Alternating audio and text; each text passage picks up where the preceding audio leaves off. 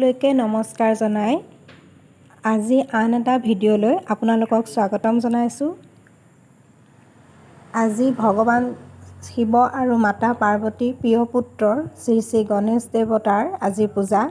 সদায় ভাদ মাহৰ শুক্লপক্ষৰ বৰদাত গণেশ দেৱতাৰ পূজা হয়, কিন্তু এইবাৰ শাওণ মাহত মলমাহ পৰাৰ কাৰণে আহিনৰ 1 তাৰিখে পৰিলে।